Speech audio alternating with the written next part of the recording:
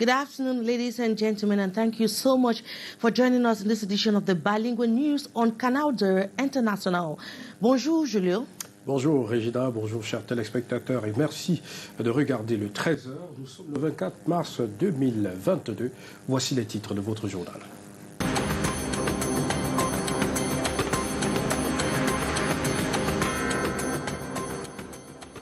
Paul Biya exige à la FECAFOOT d'ajouter la ville de Garoua parmi les 4 sélectionnés pour abriter les matchs Elite One. Et pendant ce temps, le match Cameroun-Algérie cristallise toutes les attentions de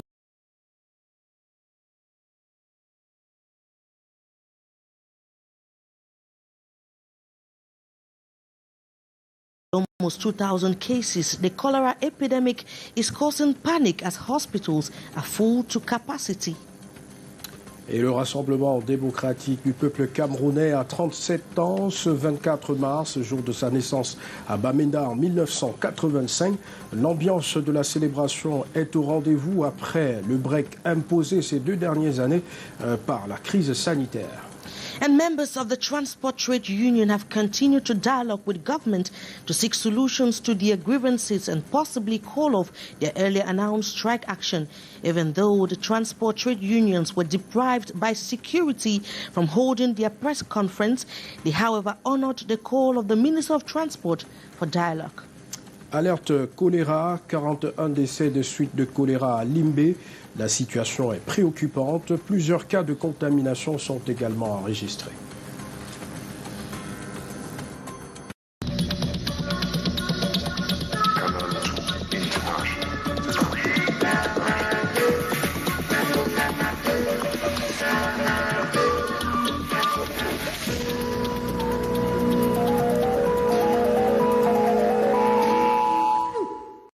Thank you for joining us in this edition of the news. The first part is with you, Julio. Et justement, Regina, et on commence avec cette note du secrétariat général de la présidence de la République, le président de la République, son Excellence Paul Biya, qui exige la programmation des matchs Elite One à Garoua, et cela en toute urgence, comme mentionné dans une correspondance du 21 mars 2022 et signée du secrétariat général de la présidence de la République. Le championnat est pourtant lancé et seules 4 villes, à savoir Douala, Limbé, Bafoussam et Yaoundé, avaient été désignés. Le Grand Nord était omis, ce qui a suscité le mécontentement des cotonculteurs qui lançaient d'ores et déjà un mot d'ordre de boycott. Et nous y reviendrons. Et pendant ce temps, les Lions indomptables ont un match demain ici à Douala contre l'Algérie. Et pour ce match aller, comptant donc pour les barrages pour la Coupe du Monde. Hier, le président de la FECAFOOT, Samuel Eto'o-Fils, était au stade annexe du complexe multisport de Japoma pour galvaniser les Lions en pleine séance d'entraînement. Le message du président de la FECAFOOT dans cet extrait. Les Coupes du Monde, elles ne se jouent pas tous les jours pour les joueurs. Vous avez aujourd'hui une belle occasion de jouer, de participer à cette Coupe du Monde. Je vous prie de saisir cette occasion. Elle est unique. Il y a certains grands joueurs comme Georges Weah qui n'ont jamais eu la chance de jouer une Coupe du Monde. Certains d'entre vous, le capitaine, Maxime, ont eu la chance de participer à une Coupe du Monde.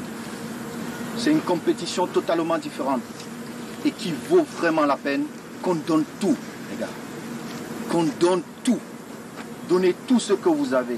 Et vous avez une chance beaucoup plus unique parce que vous jouez, à mon sens, face à l'une des meilleures équipes de ce continent, l'Algérie, dont votre qualification sera beaucoup plus belle parce que vous jouez contre une magnifique équipe. Et de très belles images de nos amis de FECAFOOT TV. En moins de 48 heures de la rencontre du Cameroun-Algérie, les billets restent disponibles dans les différents points de vente. La grande affluence n'est pas de nature pour l'instant à créer la pénurie. Les précisions avec Aimé Catherine Moukouri et Thierry Nana qui sont descendus sur le terrain. Voici le précieux sésame, les tickets d'accès au match de ce vendredi, opposant le Cameroun à l'Algérie.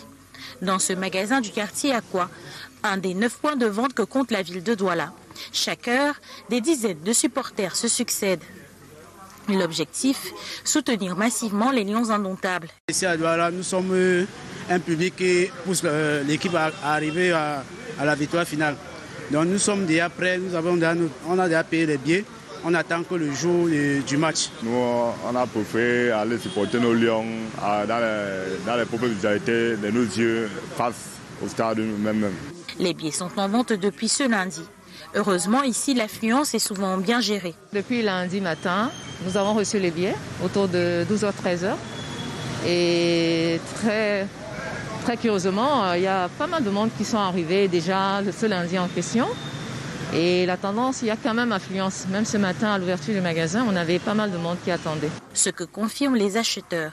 C'est facile, il n'y a pas de stress, vous êtes libre. Comme vous voulez acheter, le nombre de billets que vous voulez, c'est disponible. En espérant que les choses ne changent pas à la veille du match. Les billets sont disponibles dans les boutiques Tradex, Yaoundé et Douala, les agences Camerco, tout comme à la FNAC, entre autres. Le match de ce 25 mars se jouera à guichet fermé.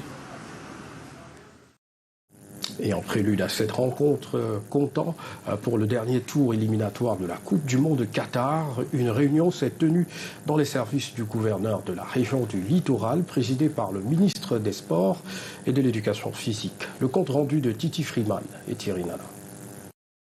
L'heure est au dernier réglage pour le ministre des Sports, Narcisse Moalé-Kombi. Au cours d'une réunion avec les autorités de la ville qu'il a présidée hier, le ministre a rassuré l'opinion publique sur le bon état de l'aire de jeu du stade de Japoma, au cœur d'une polémique pendant la dernière Coupe d'Afrique des Nations. D'assurer l'organisation dans des conditions de sécurité et de sûreté optimales, et ceci dans le cadre de la magnifique infrastructure sportive de Japoma.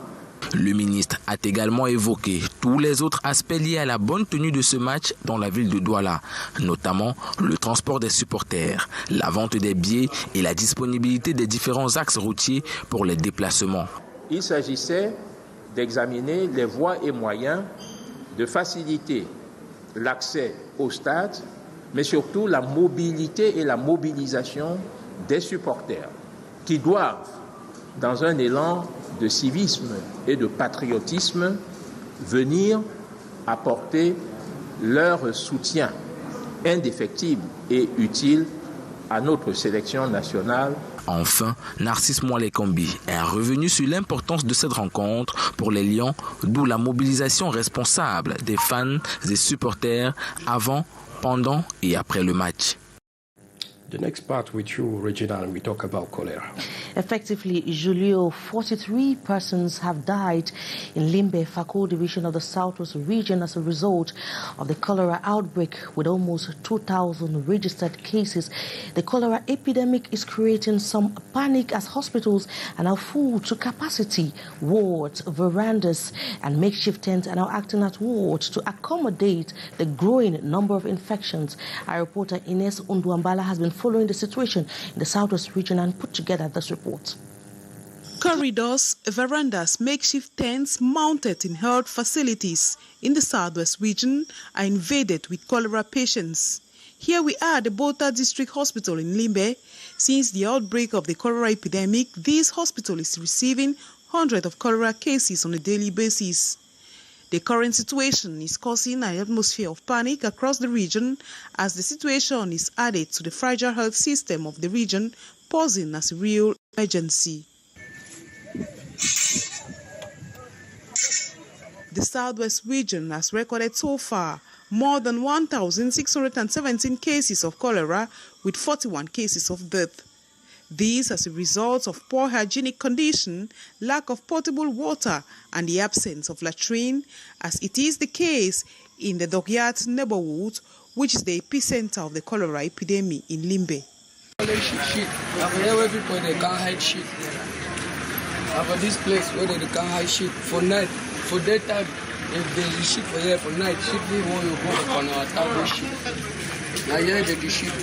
During a crisis meeting, Southwest Governor Benau Kaliabilai gave Mayor firm instruction to construct toilets in Limbe. An instruction I'm giving to the local authorities, the mayors and the SDO, is to undertake a program of construction of toilets here. In less than 30 days, they should construct public toilet. At the end, to oblige to everybody who is having a house here must show his toilet. But for the emergency situation, the council should build a minimum of 10 public toilets here. Officials of Sonara and CDC equally expressed their willingness to provide water to the local population. Kamwata have been invited to supply potable water in some quarter with the assistance of the municipality, the CDC, and the Sonara, who will provide tanks. So those are the measures we have put in place, and this to stop while waiting for a whole reorganization of the way of building and people living here in the city of Limbe. Sensitization continues in the field as the population are called upon to respect basic hygiene rules to avoid the spread of cholera in the seaside resort city of Limbe. And in more health news, recent statistics indicate there is a rise in tuberculosis infections in Cameroon, and Cameroon's Minister of Public Health, Dr. Manawuda Malachi, has called on Cameroonians to be more vigilant as far as this disease is concerned. Manawuda Malachi was speaking in the nation's capital, Yaoundé, yesterday on the eve of celebrations marking the International Day to Fight Against Tuberculosis this March 24th. Our reporter Umul Kulsumi completes that story. According to 2021 statistics, 174 new cases per 100,000 inhabitants, with an absolute average value of 46,000 new cases is expected. Mortality around tuberculosis patients is 29 per 100,000 inhabitants. It is with the aim of fighting against this disease that the Minister of Public Health developed measures like the strengthening of screening around TPB, plus contact cases sworn positive, pulmonary tuberculosis, through the CETA project, free speed examination through users' freeze activities, and many others to mitigate the impact of COVID-19 pandemic on the fight against tuberculosis. The COVID-19 pandemic not only weakened of our response strategy, but risked jeopardizing the progress made to end tuberculosis. Health personnel actively in the field to fight against tuberculosis, but faced with challenges of coronavirus. Despite the difficulties, Manawuda Malachi encouraged them to continue the fight. I encourage all health professionals, civil societies, organizations, community actors who work tirelessly in the fight against tuberculosis. It is together that we will overcome this disease in our country. In line with the commemoration of the 29th edition of the World Tuberculosis Day, that the Minister of Public Health declaration called on Cameroonians to be extra vigilant toward the deadly disease as Cameroon joined international community this March 24th to observe World Tuberculosis Day under the theme, Invest to End Tuberculosis, Save Lives. Now, members of the Transport Trade Union have continued to dialogue with government to seek solutions to their grievances and possibly call off the earlier announced strike action. Now, even though the members of the trade union were deprived by security from holding the press conference on Wednesday, the members of the trade union, however, honored the call from the Minister of Transport for dialogue. Hyson Chia completes that story. Anger and lamentations of the road transport trade unionists here in front of the MESA head office in Yaoundé. Access denied them by the National Gendarmerie following an order from the divisional officer for Yaoundé 2 to prohibit their meeting with the press on basis of lack of an authorization letter. Nous ne sommes pas informés de ce qu'il y aurait une réunion ici. Before the administrative authorities, the syndicate leaders furiously questioned the attitude of depriving them from using their office to elaborate on their announced strike action on March 28. Quand on fait des réunions dans nos locaux, on n'a pas besoin de déclarations. Nous avons déposé des revendications auprès du gouvernement. Nous avons les membres. On doit les réunir. On leur dit, voilà, on a posé tous vos problèmes sur la table du gouvernement. Voici, nous avons appelé en réunion qu'est-ce qu'on va leur dire? Nous devons préparer notre réunion avant d'aller nous asseoir avec le gouvernement. And after about 1 hour 30 minutes of chats and consultations with the authorities, the trade unionists were finally granted 15 minutes of consultations. And here they are in their numbers before 3 government ministers, the Minister of Transport, Jean-Enes Ngale Bibehi, the Minister of Trade, Luke Magura Atangana, and Gregoire Owona of Labour and Social noted that among the 10 demands tabled by the transporters, they urged the government to reduce prices of engine oil and other accessories, increase taxi fare to 300 francs and 350 francs for day and night respectively, and to regulate clandestine transport. And dialogue, they say, will continue with the Prime Minister and the concerned ministers to arrive on concrete resolutions before Monday. The next part is with you, Julio. The Southwest region on the alert as cholera cases soar. Et on nous fait savoir, Regina, que 41 personnes sont d'ores et déjà décédées à Limbé à cause du choléra et 1617 autres personnes sont contaminées. Les autorités administratives et sanitaires sont donc descendues sur le terrain pour essayer de mener la riposte. Voyons cela avec Inès Daniel Ondouambala. Des salles d'hospitalisation pleines à craquer, des vérandas inondées de patients et des espaces aménagés pour la prise en charge des cas de choléra à Limbé. C'est un visage de l'hôpital de district de Bota. Les autorités sanitaires lancent l'alerte rouge contre l'épidémie de choléra qui refait surface dans la cité balnéaire de Limbé. Madame, ici, des centaines de cas de choléra sont enregistrés. Des patients arrivent par vagues dans cette unité de prise en charge. Voici l'épicentre du choléra à Limbé. Nous sommes au lieu du Dockyard, localité qui loge des pêcheurs. Camerounais et étrangers y vivent. L'hygiène douteuse, le manque de latrines et l'absence d'eau potable favorisent l'implantation du vibrion cholérique.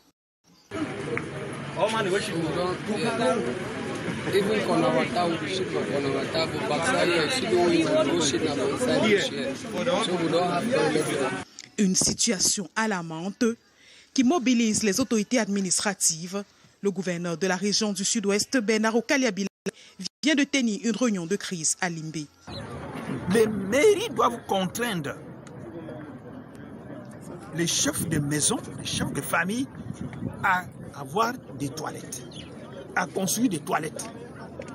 À ce jour, 1617 cas de choléra sont enregistrés dans la ville de Limbé avec 41 décès.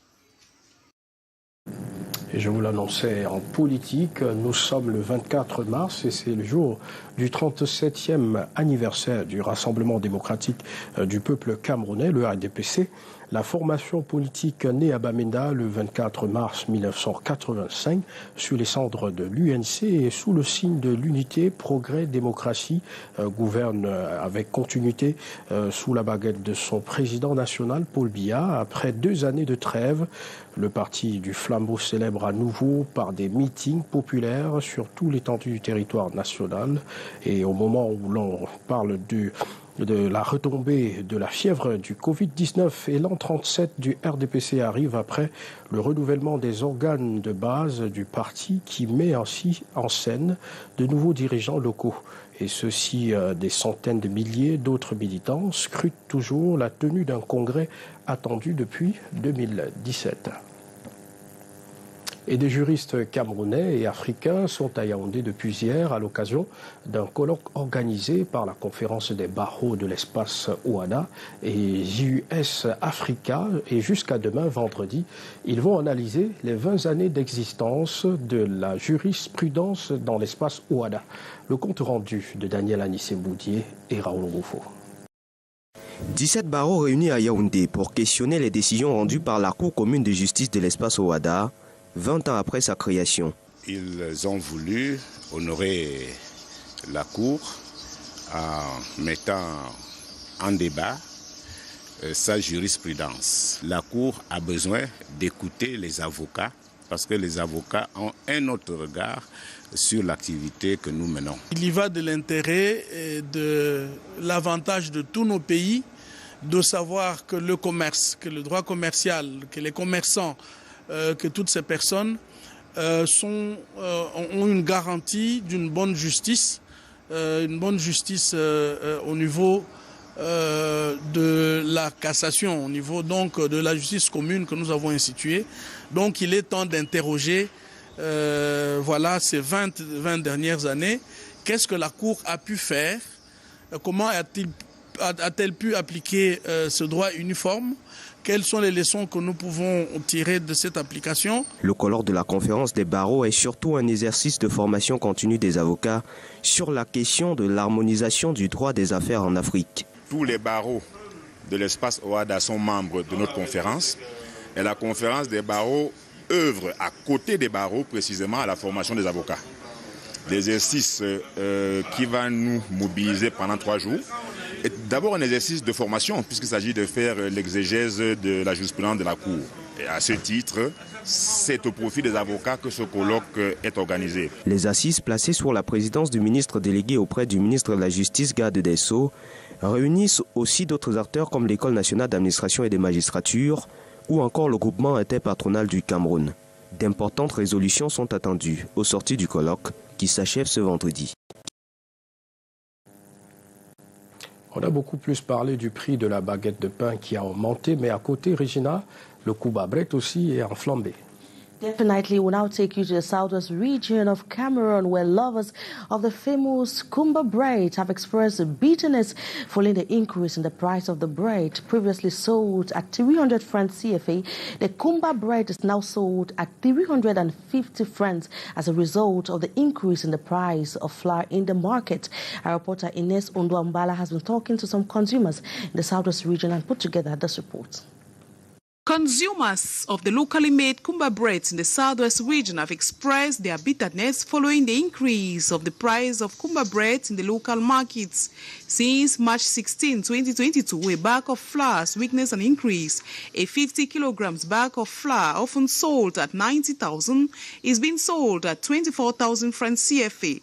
This has affected the cost of the 200 gram of bread, which is now sold at 150 francs CFA instead of 125 francs CFA.